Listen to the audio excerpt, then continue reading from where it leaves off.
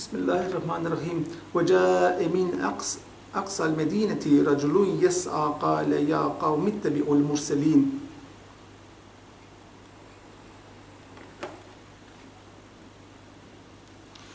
اتبعوا من لا يسألكم أجرا وهم مهتدون. Und aus dem entferntesten Teil der Stadt kam ein Mann im Laufschritt. Er sagte, meine Leute, folgt den Gesandten. Folgt denjenigen, die von euch keinen Lohn verlangen. Und sie sind recht geleitet. Das sind jetzt Eier 20 und 21 gewesen. Jetzt haben wir 3 Propheten gehabt, die zu dieser Stadt geschickt worden sind und die haben nichts erreicht. Und plötzlich kommt einer, und zwar von, also da bei der deutschen Übersetzung steht immer, und es kam, das ist jetzt eine andere, und es kam vom entferntesten Teil der Stadt ein Mann angelaufen, aber es klingt immer, wenn es die gleiche Stadt wäre. Aber wir haben oben dran haben wir Qarya, was die eigentliche Bedeutung von Stadt ist, und da wird jetzt Medina gesagt. Medina heisst eigentlich auch Zivilisation, oder das Zentrum der Stadt wird manchmal Medina genannt. Jetzt gibt es aber, Professor muss sagen, dass das darauf hinweist, dass es eben nicht die gleiche Stadt ist, sondern vielleicht irgendeine andere Stadt, die in der Umgebung ist. Das heisst, die Botschaft von diesen 3 Propheten wird zwar nicht angenommen, aber sie wird besprochen. Also irgendwie gehört jetzt der von einem ganz anderen Teil der Stadt, ob es jetzt die gleiche ist oder eine andere, ist eigentlich nicht mal so wichtig, gehört von dieser Nachricht, ohne dass er direkt die Propheten sieht. Begreift sie, wieso begreift er sie? Weil es ist Belagul Mubin, also ist es sowieso eine klare Botschaft, die ins Herz geht und den Verstand ansprechen. Also, auch wenn er sie nicht direkt von den Propheten gehört hat, erkennt er die Wahrheit und kommt angesprungen, also er kommt gelaufen vom entferntesten Teil von der Stadt oder von der anderen Stadt, kommt er angesprungen und tut den Leuten sagen, oh meine Leute, folgt den Gesandten. Also da sind jetzt ganz viele kleinere Details drin. Also der kommt angelaufen, der kommt nicht, also auf Schweizerisch würde man eben angesprungen sagen, also der kommt rennend. Also Laufen im Hochdeutsch ist ja ein schnelles Laufen. Jetzt, wieso springt der? Der könnte eigentlich auch langsam kommen. Wieso kommt er überhaupt? Wieso hat er das Bedürfnis, den Menschen zu sagen, folgt den Gesandten? Rein theoretisch könnte er sagen, ja, das sind ja 3 Propheten, die können das viel besser als ich. Also wenn es die gesagt haben und Leute glauben nicht, wieso soll ich dann etwas sagen? Das ist eigentlich so eine Haltung, die wir heute ein bisschen haben. Also, der hat es ja gesagt, das muss ich so nicht nochmal sagen. Die haben es ja gelesen, die haben ja den Koran vor sich, also rein theoretisch müsste nur ein ins Internet gehen und könnt alles über Islam lernen. Also wieso muss ich noch irgendetwas erzählen? Der hat aber nicht so gedacht, er ist vom anderen Ende der Stadt gekommen und nicht nur gekommen, der ist also gesprungen, der ist also im schnellen Tempo ist er gekommen, nur um zu sagen, hey Leute, hört auf die. Oder folgt den Gesandten. Das heisst, wir dürfen nicht, also jeder hat eine Funktion und eine Aufgabe, also Propheten haben die Aufgabe, die Botschaft weiterzugeben. Das heisst aber nicht, dass die anderen keine Aufgabe mehr haben, dass wir dann nur noch zulassen und einfach still da sind und zuschauen, glaubt jetzt jemand oder glaubt jetzt niemand, das ist uns dann gleich, sondern jeder hat eine Aufgabe. Vielmals werden Propheten und Menschen ein bisschen verglichen mit Sonne und Mond, dass quasi der Prophet wie die Sonne ist und die Mu'min wären dann der Mond.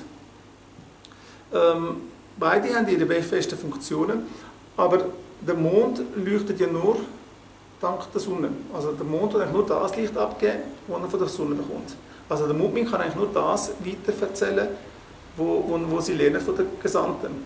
Das heisst, also dort stimmt das Verhältnis Sonne-Mond. Die Propheten sind stetig, die haben keine Phase, die sind jetzt immer gleich stark und die werden nie einen Schritt zurückweichen, die werden immer nur die Wahrheit sagen. Und egal wie die Leute reagieren, die werden also keine Schwankung haben in ihrem Iman.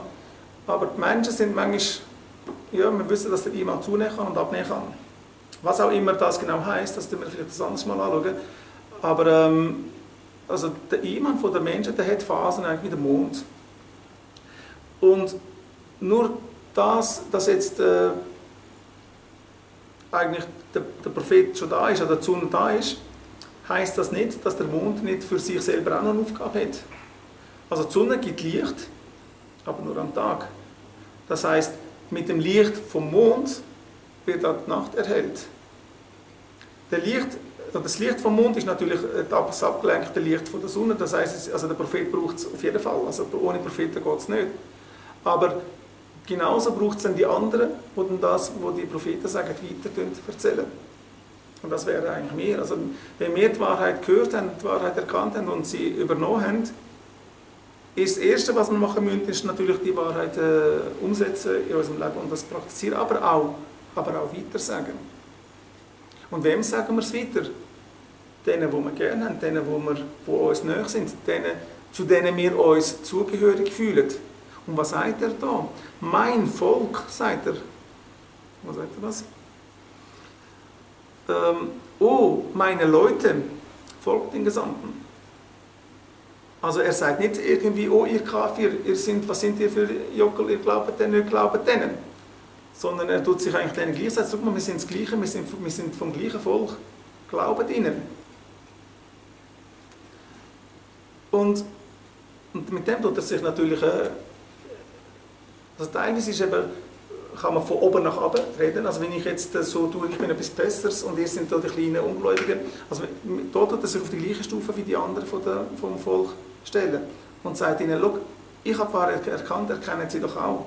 Also er tut mit der Aussage, oh meine Leute, tut er eigentlich seine Nähe zu diesen Leuten betonen und zeigt ihnen, dass er Mitgefühl mit ihnen hat und dass es ihm etwas bedeutet, ob sie jetzt gläubig sind oder nicht, ob sie ins Verderben gehen oder nicht. Mit dem tut er seine Nähe zu ihnen, seiner Nähe Ausdruck verleihen. Jetzt könnte man sich aber auch fragen, was der denkt, dass man was könnte er noch sagen, was die 3 Propheten nicht schon gesagt haben. Oder? Das sind 3, zuerst sind es 2 gewesen, das hat nicht gelangt, dann hat Allah noch eine 3. geschickt. Und die haben ja die beste Botschaft gehabt, sie haben es auf die beste Art und Weise erzählt, also mit der besten, effektivsten Kommunikation. Und trotzdem hat es nichts genutzt. Also, was könnte der jetzt anders machen? Oder wieso kommt er auf die Idee, dass das, was er sagt, irgendetwas bewirkt? Aber ich glaube, der springende Punkt da ist ja, dass er sich gar nicht groß Gedanken macht, was könnte ich sagen, was die anderen nicht gesagt haben. Also für ihn ist wichtig, er hat die Wahrheit erkannt und ihm tut es leid, dass eigentlich seine Mitmenschen die Wahrheit nicht erkennen. Also sein Wunsch, den anderen eigentlich zu sagen, hey, wachet auf, ist sein Motor. Er macht sich nicht zuerst noch viel Gedanken, ja, was könnte ich jetzt sagen oder wie muss ich mich formulieren, sondern der reagiert aus einer Liebe zu seinem Volk aus und das bringt ihn dazu zu springen und eigentlich ohne nachzudenken, was die Konsequenzen sind, tut er aus dem muss handeln. Und er ist nur einer. Das haben wir im ersten Teil auch schon gehabt. Wir haben gesagt, der Prophet wird, egal wie gut er redet und was er alles erzählt, die meisten werden nicht zulassen, die meisten werden die Wahrheit nicht akzeptieren. Nur ein paar wenige, vielleicht nur einen. Und jeder ist einer, wo wir gesagt haben, der tut zwar ihm folgen, da haben wir wieder das Wort folgen, folgt den Gesandten. Und im ersten Teil haben wir auch gesagt, es wird Einzelne geben, die ihnen, also dem Gesandten folgen, aber im Geheimen, also ohne sich zu outen. Und da haben wir jetzt einen, der einen Schritt weitergegangen ist, der hat also die Wahrheit begriffen. Er ist zwar der einzige von all diesen Leuten, die in dieser Stadt leben, das ist eine Stadt, das ist nicht ein Dorf, also es müssen wirklich sehr viele Leute sein. Und nur einer erkennt die Wahrheit und der tut sie dann aber auch nicht nur heimlich machen, sondern tut sich auch offen zeigen, indem er in die Stadt oder zum Zentrum springt und der andere sagt, hey, folgt denen. Und auch das ist interessant. Er sagt, folgt den Gesandten. Das ist eigentlich eine ganz wichtige Botschaft. Es geht darum, den Propheten zu folgen. Was sagen die Propheten? Die Propheten sagen eigentlich, was im Koran steht. Also in der früheren Zeit hat es andere Bücher gegeben, da haben sie diesen Büchern folgen und bei uns ist jetzt der Koran. Und das sollten wir eben auch machen, beziehungsweise sagen, vielmals müssen wir uns gegenseitig Bücher empfehlen, wo es gibt jetzt wirklich massenweise Bücher, die über den Islam sind, über die verschiedensten Sachen, wie man was machen soll, was Aqida ist, wie man glauben soll, wie man Salam machen soll und. und entfernen uns eigentlich immer mehr vom Hauptbuch, vom Koran. Aber eigentlich ist das das wichtigste Buch. Und zudem, also man sollte das dem Prophet folgen, das heißt also die Sunna und der Koran, das sollte eigentlich langen. Natürlich ist es gut, wenn es andere Bücher auch gibt, die uns Sachen ein bisschen näher bringen. Aber die Kernbotschaft, also das, woran wir uns immer halten, ist das. Also wie wird Iman definiert? Wenn wir im Koran suchen, wie wird Iman definiert? Jeder hat eine andere Art und Weise, Iman zu definieren, aber die richtigste Art und Weise, wie das definiert wird, ist im Koran. Also die am besten Unterricht geben können, die am besten den Islam erklären können, sind Propheten, nicht irgendwelche anderen Menschen. Also müssten wir eigentlich, wenn wir etwas lernen möchten, immer wieder auf das zurückgehen und das Koran als das Buch nehmen, das wir am meisten in der Hand haben, das wir am meisten studieren. Nebst den anderen, eben ganz los, ich wollte nicht sagen, die anderen Bücher sind alle sinnlos und man soll sie nicht lesen, aber häufig lesen wir nur noch die anderen und entfernen uns immer mehr vom Koran. Und das ist eigentlich schade. Und dann gibt es Bücher, die dann auch schon wieder alt geworden sind. Und dann gibt es neue Bücher, die dann die alten Bücher erklären. Und dann gibt es nochmal noch neuere, die die versuchte Erklärung von dem alten Buch versuchen zu erklären. Also man kommt immer weiter weg vom Original. Und das sollte es nicht sein, weil das Buch, der Koran, ist für alle Zeiten gedenkt. Also bis zum Weltuntergang wird der Gültigkeit haben. Und deshalb müssen wir immer wieder unsere erste Information aus diesem Buch holen. Also es ist wichtig, dass wir dem Koran folgen, dass wir dem Gesandten folgen. Und genau das sagt er da. Der Islam ist ganz einfach. Folgt einfach den Gesandten. Macht einfach das, was sie gesagt haben. Tönt euch die Religion nicht verkomplizieren. Das machen wir heute auch vielmals. Wir reden über Details und dieses und jenes. Aber eigentlich ist Islam ganz einfach. Ihr kennt alle den Hadith von dem Beduinen, der gekommen ist. Und der Prophet gesagt hat, schau mal, wenn ich jetzt wirklich nur die 5 Sachen mache, was du sagst, also die Schart vom Islam, komme ich dann ins Paradies? Und der Prophet Muhammad sallallahu alaihi wasallam gesagt, ja. Also wenn du die Schahada bringst, wenn du die 5 Gebete machst am Tag, also wenn du Salam machst, wenn du Fasten tust im Monat Ramadan, wenn du Zakat zahlst, falls du kannst, und wenn du Hajj machst, einmal in deinem Leben, dann kommst du ins Jannat. Und er hat gesagt, aber ich mache kein bisschen mehr, aber auch kein bisschen weniger. Der Prophet hat gesagt, ja, wenn du das machst, dann kommst du ins Jannat. Also eigentlich eine ganz einfache Aussage. Und der Mann bekommt eigentlich, wie soll ich sagen, nicht ein Freipass natürlich ins Jannat, aber es wird ihm nicht verkompliziert. Der Kern ist das. Also solange ich nichts anderes sage, als was im Koran steht, ist alles okay. Und solange ich nichts anderes mache, als der Prophet Muhammad sallallahu alaihi wasallam direkt befohlen hat oder aufgetragen hat, was wir machen sollen, dann ist eigentlich alles okay. Also wir sollten nicht unser Leben erschweren. Der Koran ist nicht gut, um unser Leben zu erschweren, sondern um unser Leben zu vereinfachen. Also seine Botschaft an seine Mitmenschen ist eigentlich nur das, folgt den Gesandten. Und nochmal, das ist einfach ein Mann. Wir wissen weder seinen Namen, noch was er studiert hat, was für eine Ijaza er bekommen hat, also was hätte er wissen, also was gibt ihm die Berechtigung, überhaupt zu diesen Menschen zu sprechen. Wir wissen gar nichts. Es ist eben auch irrelevant, es ist einfach einer, der die Wahrheit erkannt hat und das mit anderen teilen. Und was sagt er dann noch? Folgt denen, die keinen Lohn von euch fordern und die rechtgeleitet sind. Was ist jetzt so gemeint mit, die keinen Lohn fordern? Das wird heute häufig ein bisschen missverstanden. Das heißt quasi, dass wenn jetzt einer Zeit aufwenden für den Islam oder irgendetwas macht, dass er nie Geld dafür verlangen darf. Das ist nicht gemeint. Also die Leute, die Propheten, die haben die Wahrheit gesagt und haben keine Erwartung von den Menschen. Das heißt, sie haben nicht Sachen versprochen oder Reden gehalten, um irgendetwas Bestimmtes zu erreichen. Politiker machen das. Oder Politiker, die grosse Reden halten und viele Versprechen machen und häufig auch natürlich gute Sachen. Aber sie haben immer ein Ziel im Kopf. Es geht ihnen immer um die Stimme oder um ein gewisses Amt zu erreichen. Das heisst, sie erwarten keinen Lohn. Also sie sollten euch die Wahrheit sagen, sie sollten euch die Botschaft Allahs weitergeben, ohne etwas zu erwarten. Sie bekommen jetzt nämlich auch gar nicht über.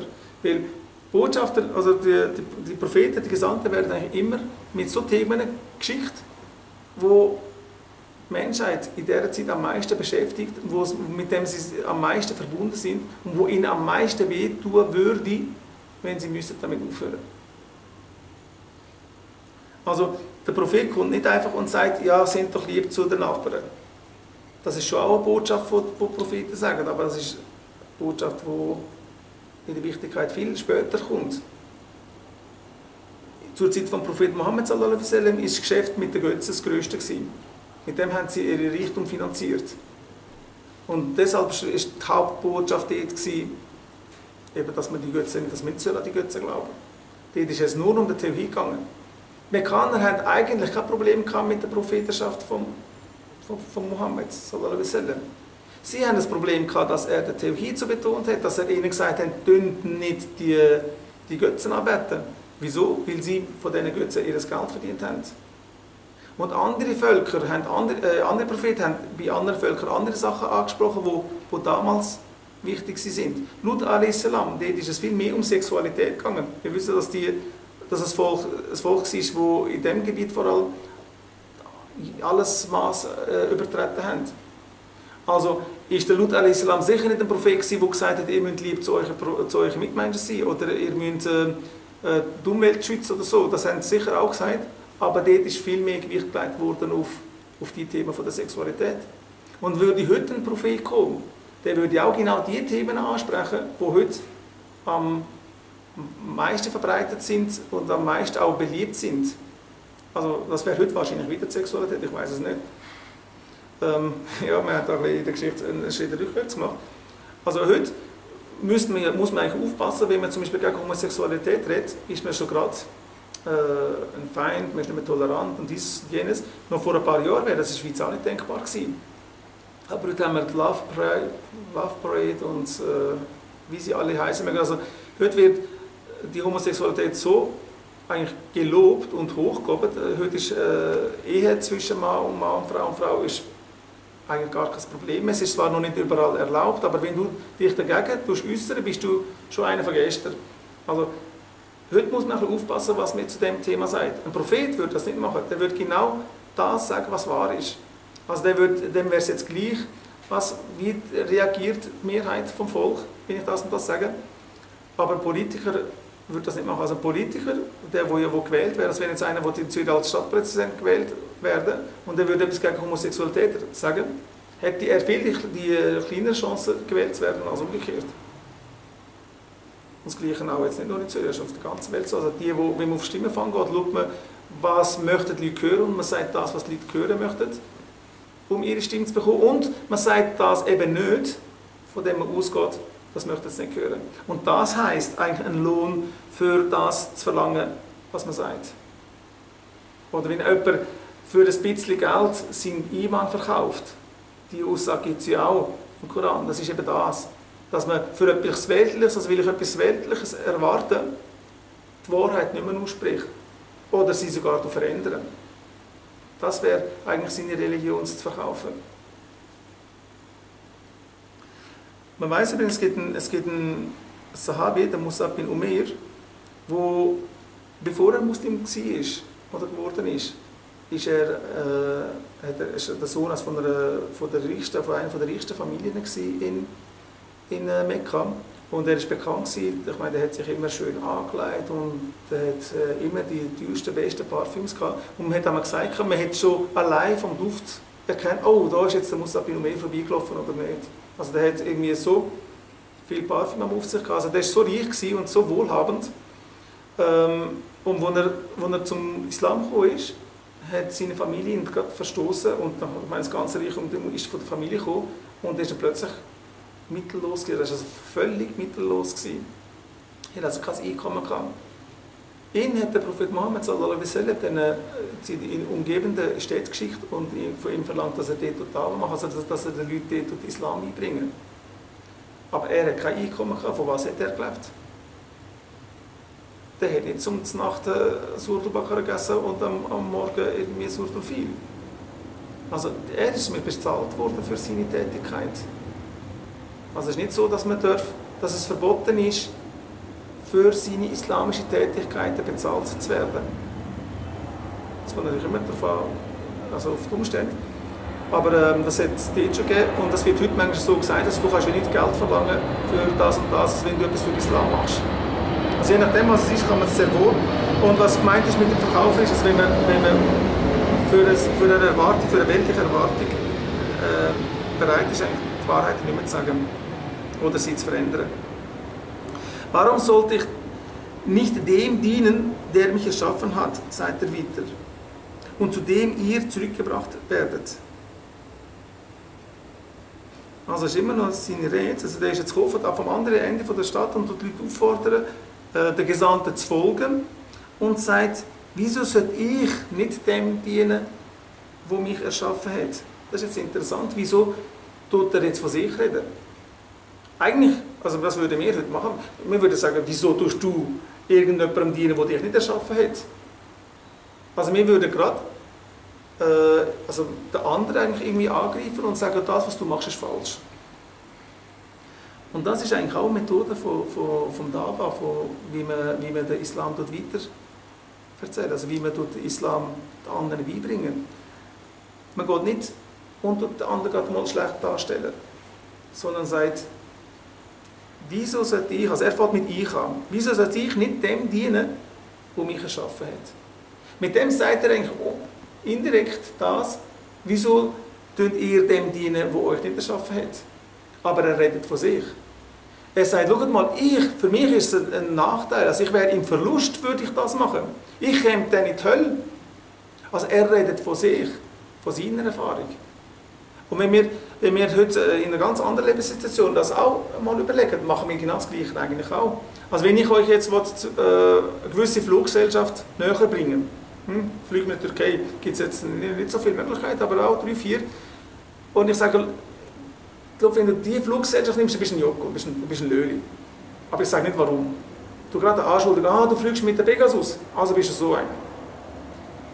Aber wenn ich jetzt sagen würde, und ich meine, du hast jetzt wirklich einfach Pegasus rausgerutscht, ich fliege oft mit der Pegasus, aber wenn ich jetzt sagen würde, ich bin mit dieser Gesellschaft geflogen und habe das und das erlebt und jedes Mal, wenn ich mit dieser Gesellschaft fliege, gehen meine Koffer verloren und das passiert und wegen dem würde ich euch empfehlen, eine andere Gesellschaft zu nehmen, ist das etwas anderes. Also wenn ich den Ratschlag, den ich nachher geben will, mit der Erfahrung, die ich selber erlebt habe, kombiniere, kommt das viel besser an und wird viel eher angenommen.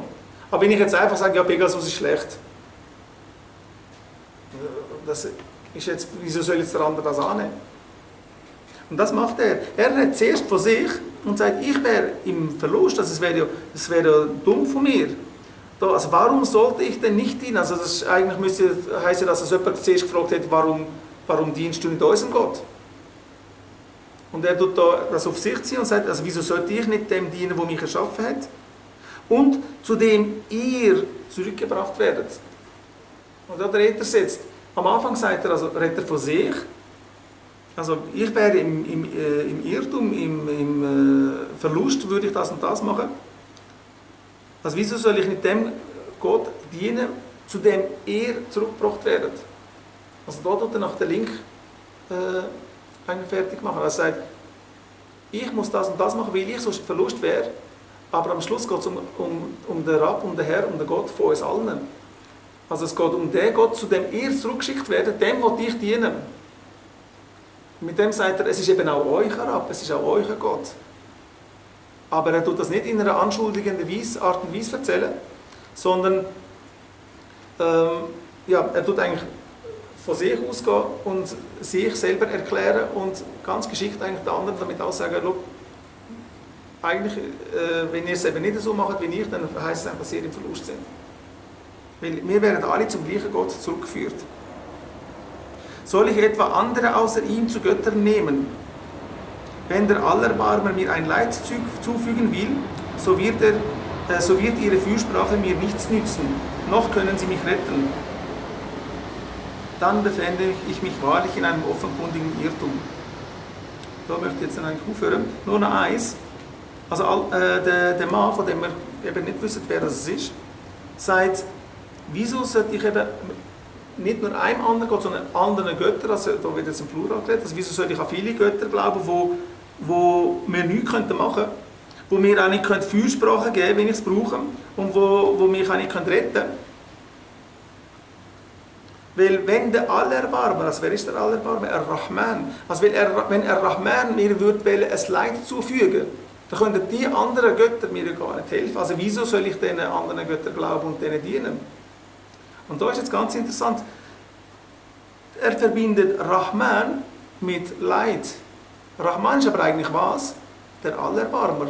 Das ist eigentlich der, der ja verzeiht. Das ist ja der, der alles für uns macht, der sich um uns kümmert, der für uns da ist. Es gibt ganz andere Namen von Allah, die mit Bestrafung zu tun haben. Da heißt es aber Ar-Rahman. Als wenn der Allerbarmer mir ein Leid zufügen wollte. Wieso kommt er da mit dem Namen? Es ist eben die Kontinuität, die immer wieder weitergeht. Wir haben vorher schon immer wieder von Ar-Rahman geredet. Das letzte Mal, wo wir von Ar-Rahman geredet haben, war es, wo die Stadtbewohner gesagt hat, der Rahman, der hat euch gar nichts geschickt. Sie haben sich lustig gemacht über Ar-Rahman. Und da sagt er, weißt du, der Ar-Rahman, wo ihr euch lustig darüber macht, der kann euch aber auch bestrafen. Nur weil er jetzt der Allerbarmer ist, heisst das nicht, dass er nicht strafen kann. Er ist schon der Allerbarmer, indem er euch eben vorzeitig oder rechtzeitig Botschaften bringen, Warner bringen tut, Propheten schicken tut, damit ihr auf den rechten Weg gehen. Aber wenn ihr nicht folgt und wenn ihr darauf beharrt, eben euch lustig zu machen und die Propheten zu verspotten oder den Allah zu verspotten, dann ist der Rahman auch fähig, euch zu bestrafen. Und das Bestrafen selber ist auch ein Akt der Barmherzigkeit. Weil wenn ein Teil von unserem Körper würde, ein Krebs zum Beispiel, wenn ich jetzt einen Krebs habe, der jetzt lokalisiert ist so bei der Hand und der ist bösartig, was macht man denn? Ich tue hier abschneiden. Also ich muss mich von einem Körperteil trennen, bevor die Krankheit auf den Rest des Körpers überkommt. Also ist es zwar eigentlich etwas Schlechtes, es ist wie eine Strafe im Prinzip, also ich tue etwas machen, wo mir wehtut, ich habe nachher etwas weniger, aber es rettet den restlichen Körper. Und so muss man die Gesellschaft sehen. Also Leute, die sich lustig machen über Allah, Leute, die Allah verspotten, die schaden eigentlich dieser Gesellschaft. Sie werden dazu führen, dass die Stadt oder die Gesellschaft einmal einst vernichtet wird. Also ist das, dass der Rahman die bestraft und vernichtet, im Prinzip ein Akt der Barmherzigkeit für die anderen, wo, wenn die eben nicht wären, würden vielleicht den richtigen Weg finden.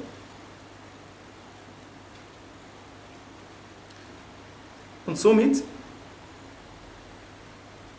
ist eben wieder gesagt, es ist einfach, das ist das, was mir auch so gefällt jetzt an dieser Geschichte. Weil wir lesen einfach nur Ar-Rahman und weiter und überlegen uns nicht, warum welcher Name benutzt wird. Oder wir realisieren gar nicht, dass es da, dass jetzt zum Beispiel die Geschichte, die wir auf der Seite 2 lesen, eigentlich genau die gleiche ist wie auf der ersten Seite. Es ist einfach zu einer anderen Zeit, an einem anderen Ort mit anderen Players, aber es ist genau die gleiche Geschichte. Und das wiederholt sich und das ist eigentlich der ganze Koran durchgeht, das eigentlich so weiter. Und ja, ich weiß nicht, ob das so auch überkommt, aber ich hoffe schon. Ich finde das sehr spannend eigentlich. Mit dem würde ich dann nächste Woche wahrscheinlich da auch weitermachen. Es fehlt zwar nicht mehr viel, aber das wird jetzt noch lange dauern, wenn ich jetzt Detail anfangen. Also hören wir für heute auf, wenn es euch recht ist. سبحانك اللهم وبحمدك أشهد أن لا إله إلا أنت وحدك لا شريك له أستغفرك وأتوب إليك. Danke fürs Zuhören und inshallah bis nächste Woche. Jetzt habe ich vergessen zu fragen, haben wir Fragen gerichtet zu dem Gesagten? Fragen.